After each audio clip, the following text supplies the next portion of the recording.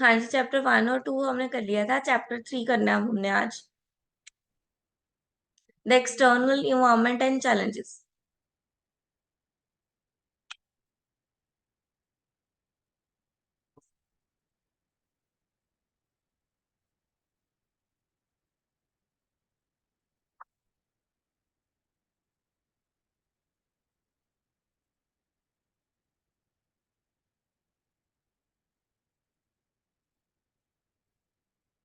Sorry, chapter 3 आपका है equity market.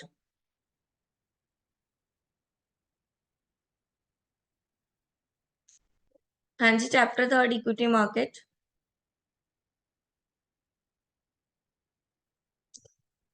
पहले हम सिक्योरिटी मार्केट पढ़ेंगे। सिक्योरिटी मार्केट कहाँ है? जहां पर सिक्योरिटी का एक्सचेंज किया जाता है। ठीक है, like share capital, liquidity, capital formation. ठीक है, सिक्योरिटीज में डील की जाती है, एसेट्स में डील की जाती है, बॉन्ड्स डिबेंचर में डील की जाती हैं। फंक्शंस क्या है इसके? लिंक बनाना इन्वेस्टर और सेवर के बीच में, इंगेजमेंट करना सेव को, इंगेजमेंट इन्वेस्टमेंट के साथ करना, इकोनॉमिक ग्रोथ को प्रमोट करना, स्टेबिलिटी लेके आना, बेनिफिट्स इन्वेस्टर्स को देना। मार्केट दो तरह से है, capital market that is primary and secondary. Primary market कौन सी है? जो न्यू शेयर्स में डील करती है, यानी कि बिल्कुल फ्रेश इशू, न्यू इशू करवाती है, जो दैट इज प्राइमरी मार्केट।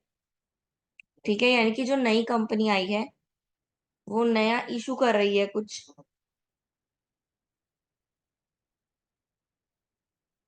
या फिर एग्जिस्टिंग कंपनी ही कोई नए शेयर इशू कर रही है, मतलब फर्स्ट टाइम पब्लिक में आ रहे हैं वो, तो वो किस थ्रू आएंगे? प्राइमरी मार्केट के थ्रू आएंगे।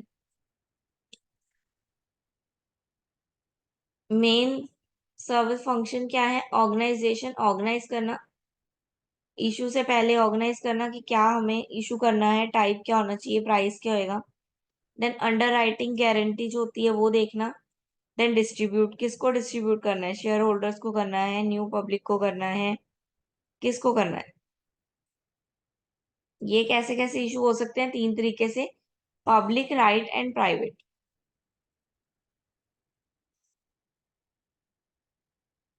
देन एडवांटेजेस, कॉस्ट इफेक्टिव है। ठीक है,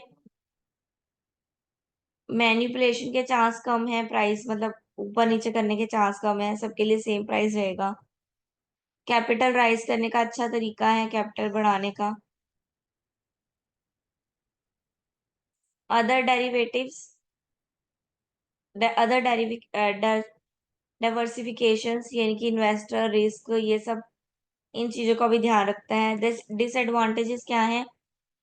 पॉसिबिलिटी है कि इन्वेस्टर्स कम हो जाए।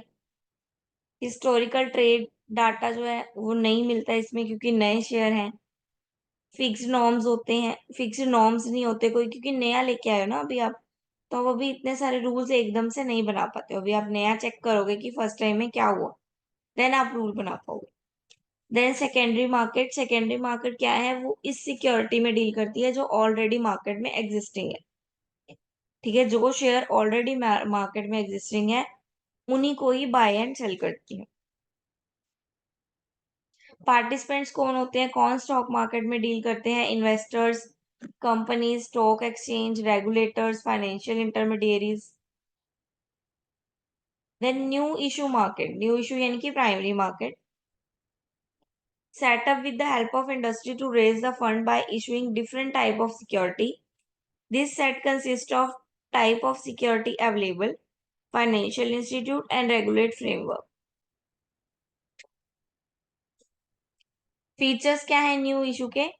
पहला फीचर ये है कि ये तो न्यू इशू करती है। ठीक है, दूसरा, कोई पर्टिकुलर प्लेस नहीं होता इनका। ठीक है, फ्लोटिंग के अलग अलग मेथड यूज करते हैं ये, और ये सेकेंडरी मार्केट से पहले आती है, पहले प्राइमरी आएगी देन सेकेंडरी आएगी। देन फंक्शन वही है, ऑर्गेनाइज करना, अंडर राइटिंग करना, डिस्ट्रीब्यूट करना। एडवांटेजेस भी पढ़ लिया हमने, डिसएडवांटेजेस भी पढ़ लिए। फ्लोटिंग का मीनिंग क्या होता है? It is a method of making share available to the public investor It is when a company decides to go public for its share. The floating of the company gives it a firm grip in the primary and secondary market. It can raise more money from the company and aim for toward more development. The new issue market deals with the new security were not previously available investing public. Floating क्या है? Share को public को किसी तरह भी available करवाना, public के लिए विजिबल करवाना, ट्रांसपेरेंट करवाना प्रोडक्ट्स को हमारे यानी कि हमारे शेयर्स। देन पब्लिक इशू क्या है? जब हम अपने शेयर्स जर्नल पब्लिक में दे देते हैं, इशू मतलब जर्नल पब्लिक को सारे राइट दे देते हैं कि आप लोग हमारे शेयर्स इशू कर सकते हो।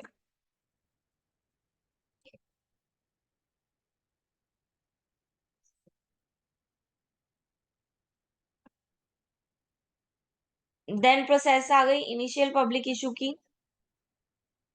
क्या है? पहले तो हायरिंग करो अंडर राइटर को, इन्वेस्टमेंट बैंक को, देन रजिस्टर करवाओ आईपीओ में, देन वेरिफिकेशन करवाओ सेबी से, एप्लीकेशन बनाओ स्टॉक एक्सचेंज की, creating buzz by road show यानी कि एड्स दिखाकर अपनी तरफ अट्रैक्ट करो लोगों को, देन प्राइसिंग करो आईपीओ की, देन अलॉट कर दो शेयर को।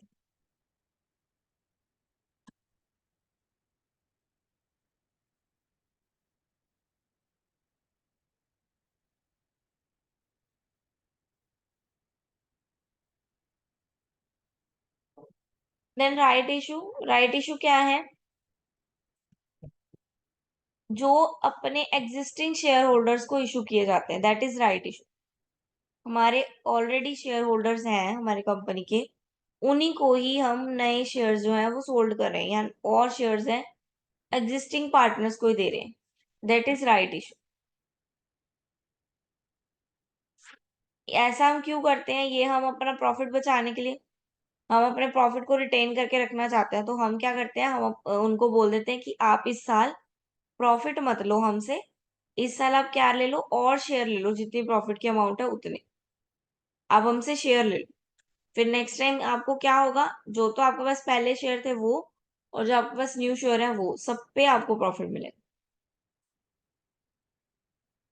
प्राइवेट प्लेसमेंट क्या है? Method of placing the share from a company to a selective number of people. कुछ ही लोगों को प्राइवेटली, यानी कि जो मेन मेन बंदे हैं मान लो, ऐसे कह लो, ठीक है, या कुछ रिलेटिव्स है ऐसे कह लो, उनको शेयर्स इशू कर देना। देन प्रेफरेंस इशू, जो प्रेफरेबल है, जो स्पेसिफाइड ग्रुप है, उसी को इशू करना। क्वालिफाइड इंस्टीट्यूशन प्लेसमेंट, कुछ इंस्टीट्यूट्स हैं जिनसे डीलिंग चल रही है, जो आगे शेयर्स देते हैं, तो उनके साथ डीलिंग कर लेना। देन सेकेंडरी मार्केट, यानी कि जो मार्केट ऑलरेडी एग्जिस्टिंग है, जिनके शेयर सेकेंड टाइम में सोल्ड हो रहे हैं।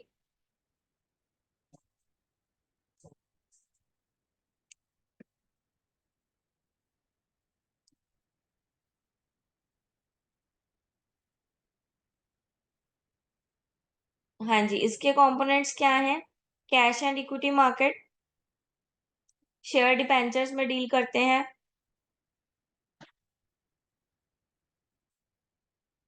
It is produce whose value is derived from the value of one or more basic variable.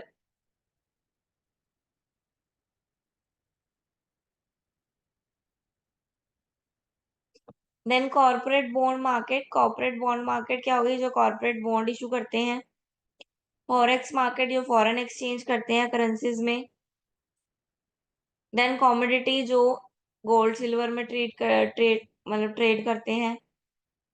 Then secondary market के टाइप आ गए, दो टाइप है सेकेंडरी मार्केट के। First stock exchange, second over the counter market. Stock exchange क्या है? One which is not find directly contact between the seller and the buyer, security in the type of secondary market, regulation in the place of safety of trade, the exchange is guaranteed. So there is almost no counterparty risk.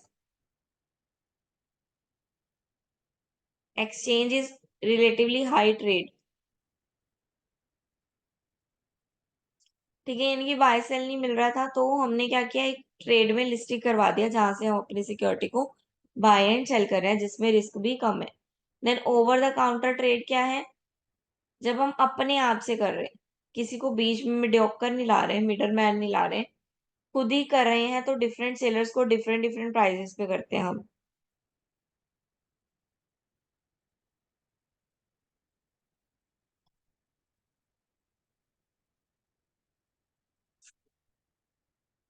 Then currency future contract, organisation exchange, standardisation, cleaning house, margin, making to market. Future contract क्या है, standard agreement है that call for the delivery of the currency at some specific future date. ठीक है, हम currency जो deliver मंगवा रहे हैं, यानी कि शेयर के बदले में जो पेमेंट मंगवा रहे हैं, वो फ्यूचर डेट पे मंगवा रहे हैं। फीचर्स क्या है इसके, organisation exchange, standardisation, clearing house का काम करता है, margin, market to market. Then stock exchange in India, first है बॉम्बे स्टॉक एक्सचेंज। ये स्टार्टेड बाय प्रेमचंद रोयचंद 1975, उन्होंने स्टार्ट किया था।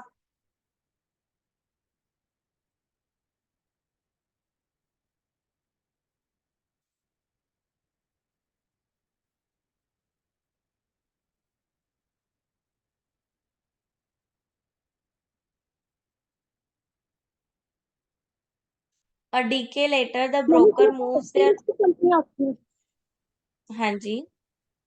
इसमें बॉम्बे स्टॉक एक्सचेंज में हाँ जी। 30 लिस्टेड कंपनियां होती हैं। इसमें ये शायद पड़ा हुआ था। हाँ जी, ये वही वाला है। ठीक है, देन नेशनल स्टॉक एक्सचेंज, जो नेशनली काम करता है, लाइक इंडियन। ठीक है।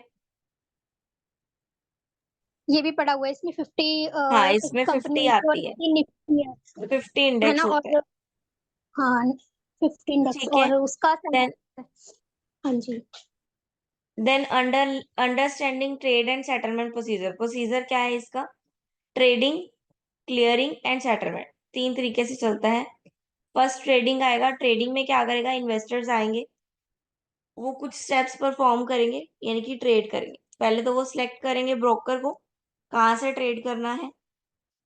ठीक है, ब्रोकर्स बहुत सारे आ गए हैं, जैसे ग्रो अप एप्स आ गए हैं, वो भी क्या है, वो एज अ ब्रोकर ही है।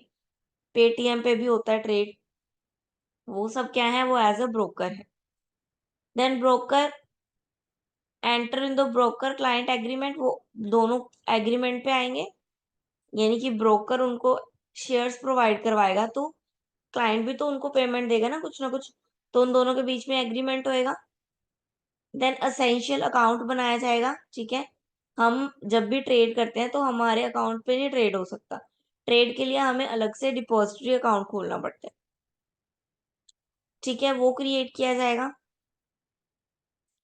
देन क्लाइंट को एक यूनिक आईडी प्रोवाइड की जाएगी कि आप इस आईडी से अपना ट्रेड, टी पिन नंबर बोलते हैं जिसको। देन क्लियरिंग, क्लियरिंग क्या है, once two once two order match and trade is executed, clearing press take place. Clearance is the identification of what security is owned to buy and how much money is owned to be sell. ठीक है, clearance तो आपको पता ही है, उसने bye किया, then वो last में जब वो क्लियर करना चाहेगा, यानी कि सेल करना चाहेगा, तो वो क्लियर भी कर सकता है अपनी, जब बाय किया तभी सेल भी कर सकता है, उसके पास पोजेशन हो जाती है। देन सेटलमेंट, सेटलमेंट यानी कि कितने पे उसने खरीदा था और कितने पे वो बिक रहा है, और उसको उसमें से कितने पैसे मिल रहे हैं ब्रोकर की कमीशन निकालने के बाद। देन रिस्क मैनेजमेंट, कितना रिस्क लिया गया, कितना टाइम पीरियड के लिए रिस्क लिया गया। देन क्लियरेंस मेंबर्स के टाइप आ गए, trading clearance, trading member, clearing member, trading member को ही क्लियरिंग मेंबर भी बोलते हैं। देन प्रोफेशनल क्लियरिंग मेंबर, ठीक है, जो टिपिकली जो कस्टमाइज करके देता है कस्टमर्स को उनकी needs. Then self clearing member यानी कि आप खुद ही अपनी सेटलमेंट्स कर रहे हो। ठीक है, ये T+2 डेज में होता है, जो भी सेटलमेंट्स होती हैं T+2 डेज। ठीक है, टी यानी कि जिस दिन आपने प्रोसेस किया वो वाला दिन, और 2 डेज उसके ऊपर। Then clearance bench depository steps. Clearance settlement के लिए स्टेप्स क्या है? The stock exchange transfer the detail of every trade to the clearing corporate on the T day. Trade day वाले दिन क्लियरेंस बैंक जो है वो सारी इंफॉर्मेशन दे देता है कस्टमर की। The clearing corporate confirm with the clearing member before they close the trade. Trade को क्लोज करने से पहले वो सारी इंफॉर्मेशन को कंफर्म करता है। Once they receive the confirmation, जैसे ही उनको कंफर्मेशन मिलती है, देन वो मेंबर्स की सारी क्लियरेंस कर देता है। ठीक है, अगर वो बाय करता है तो बाय की क्लियरेंस कर देता है, सेल करता है तो सेल की क्लियरेंस कर देता है। हाँ जी, चैप्टर ये वाला हमारा चैप्टर कंप्लीट हो गया।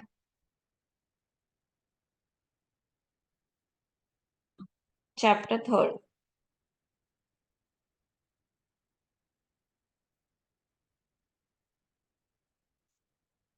क्लियर है? चैप्टर थर्ड क्लियर है सबको? हाँ जी मैम। देन चैप्टर 4 आ गया, दैट इज बॉन्ड। ठीक है, बॉन्ड जो है वो पार पे भी लिए जाते हैं और कूपन इंटरेस्ट रेट पे भी लिए जाते हैं।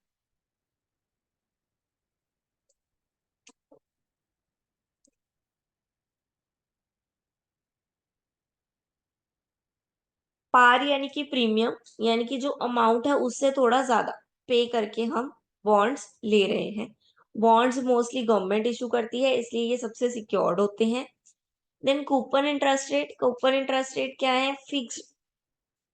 फिक्स्ड होते हैं, paid by the issuer multiply by the par value to get payment of the interest. ठीक है, मल्टीप्लाई किया जाता है इसको पार वैल्यू के साथ, देन पेमेंट ऑफ इंटरेस्ट निकल के आती है। Then who issues bond? Bonds कौन इशू करता है? बॉन्ड में भी क्या, मेनली क्या है, एक तरह का लोन है।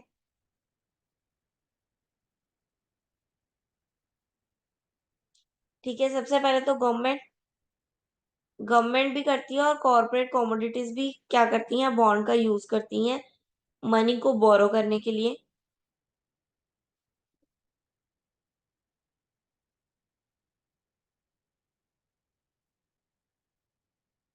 अब गवर्नमेंट को रोड और स्कूल और डैम्स बनाने के लिए फंड्स की जरूरत है, तो वो क्या करेगी, वो बॉन्ड इशू कर देगी।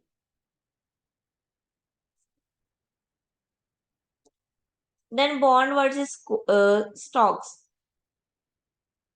जो स्टॉक्स होते हैं उसके ऊपर आपकी पार्शली ओनरशिप होती है, लेकिन बॉन्ड जो है वो एक तरह का लोन है जो आपको चुकाना पड़ेगा। ठीक है, आपको पे करना पड़ेगा उसके बदले में।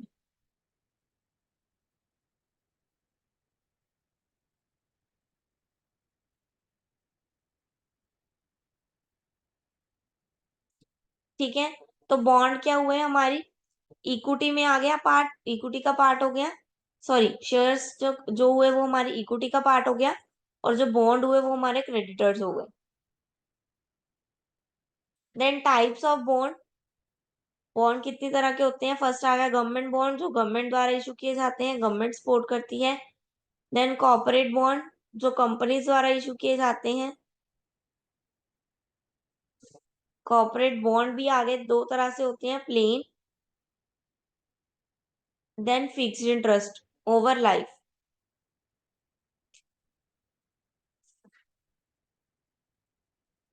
कॉर्पोरेट बॉन्ड फर्स्ट आ गया स्ट्रेटेजिक बॉन्ड। स्ट्रेटेजी बॉन्ड यानी कि सिंपल बॉन्ड जो होते हैं, इसका पूरे लाइफ टाइम में एक ही फिक्स्ड इंटरेस्ट रहता है।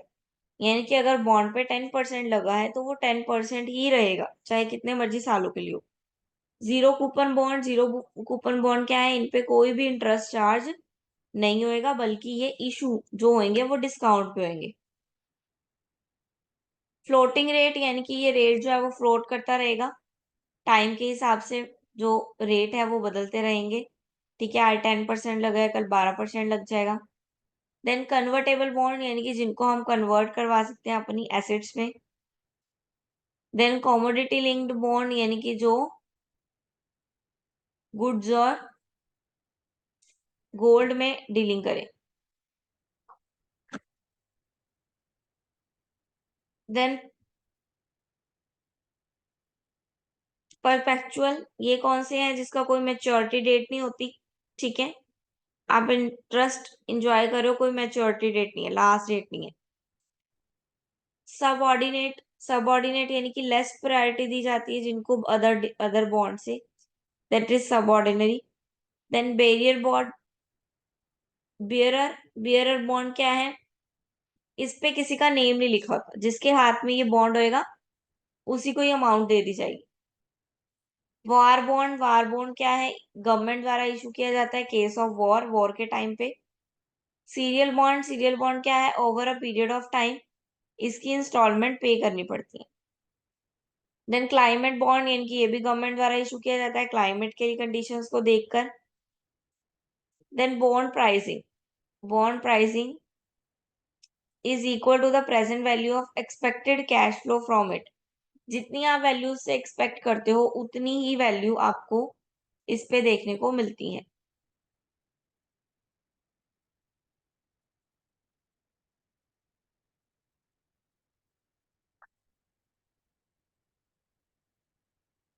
Type of yield, current yield, yield to maturity, yield to gold realisation, yield to maturity, ये चार तरह के यील्ड हैं।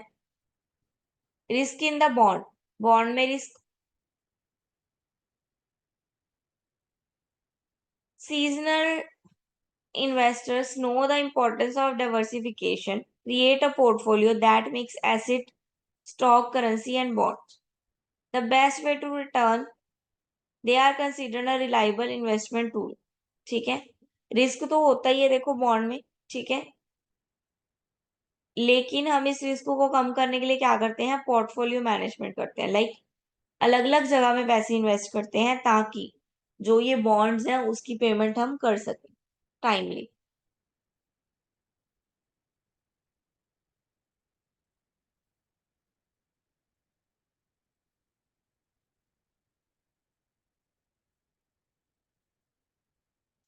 हाँ जी, व्हाट इज क्रेडिट रेटिंग, पढ़ो जरा क्रेडिट रेटिंग, बताओ क्या होता है credit rating.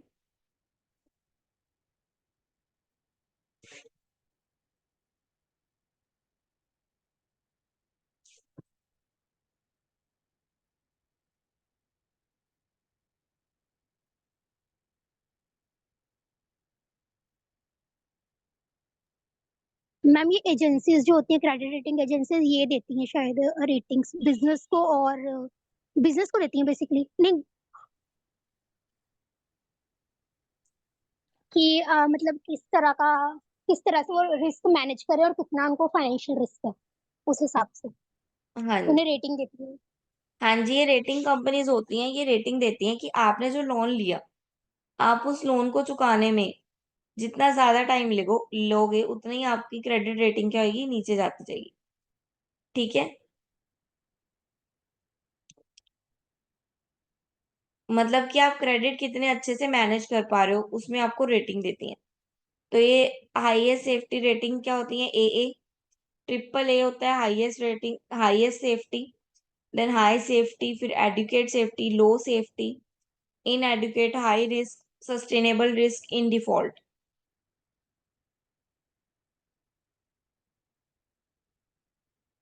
Then alternative investments,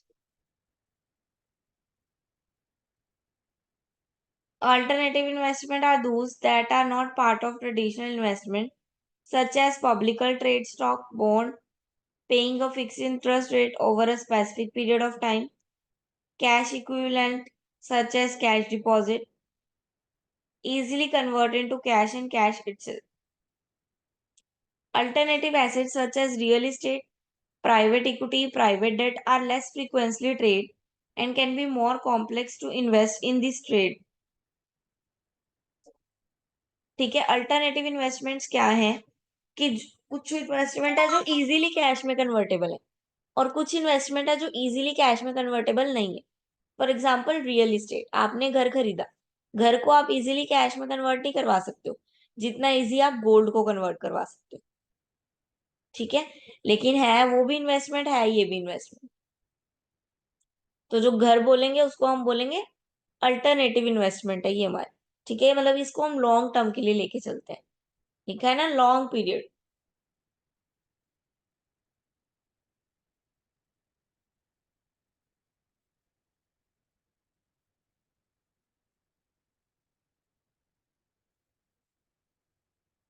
commodity as alternative investment, alternative investment में कॉमोडिटीज भी आ जाती हैं। ठीक है,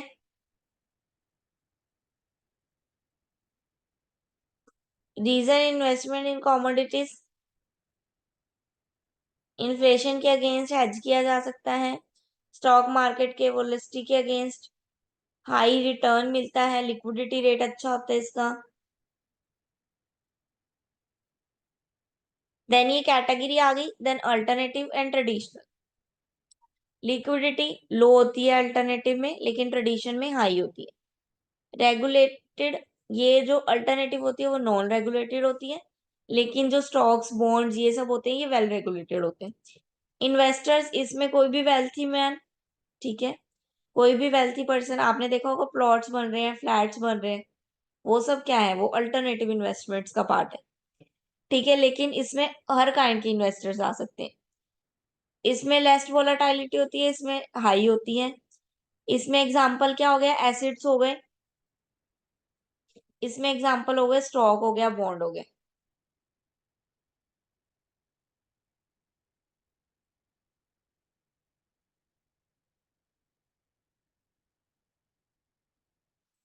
हाँ जी, क्लियर है बेटा ये वाला चैप्टर। चैप्टर बॉन्ड पे था, बॉन्ड में कैसे डील करते हैं उसके रिलेटेड था। हाँ जी मैम क्लियर है। एक शेयर्स से था, एक बॉन्ड से था। क्लियर है। हाँ जी मैम क्लियर है। ओके।